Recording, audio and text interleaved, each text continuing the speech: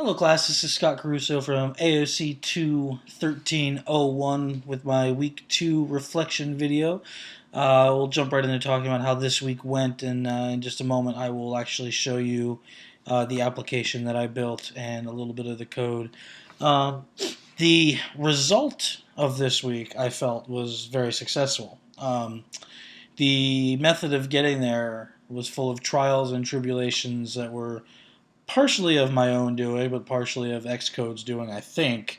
One of the nights that I started to sit down and work on this, I spent over 4 hours trying to figure out why my code was crashing right from the start without me having made any changes to it at all, as far as I know anyway, from last month, or from last week rather, including even loading up last week's file, and for whatever reason, Xcode was being a jerk.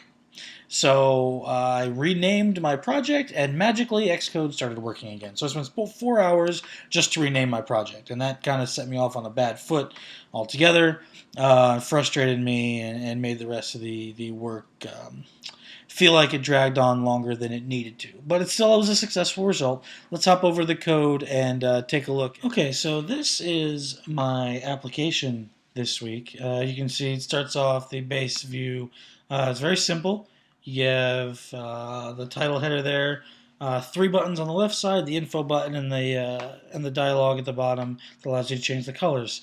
Real quick, we'll go over the info page, and you'll see that it comes up. It says, "Hey, it was made by me. Shocking! I did my own work." Return to main, and takes you back here. So if you click any one of these buttons, it brings up relevant fields for the calculation for each of these. As you can see, it's calculating the shipping costs for various toys given various parameters. So let's take the blocks as an example. Let's say I want to buy 3 block sets that weigh 20 pounds each. Calculate that, which means that it costs $14.95 to ship and a retail price of $49.95 for the blocks. The retail price is hard-coded. I could have easily put that here as an option as well. So the total cost of these 3 sets of 20-pound blocks is $194.70. The same thing occurs with the cars. Say I want to buy 3 cars, special edition cars. Calculate that. There's a mandatory insurance purchase on the special edition cars. So the total price of the Ford Thunderbird toy, $96.94. So the total cost of 3 cars is $305.67. So that's the calculations there. And then you also have these buttons here that change the colors of the background. So that's the application this week. The area where I think my code could still be improved, I'll pop over to the code real quick.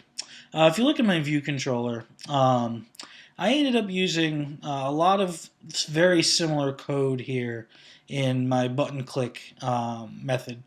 Essentially the method that when I clicked one of the toy buttons, things hid or showed.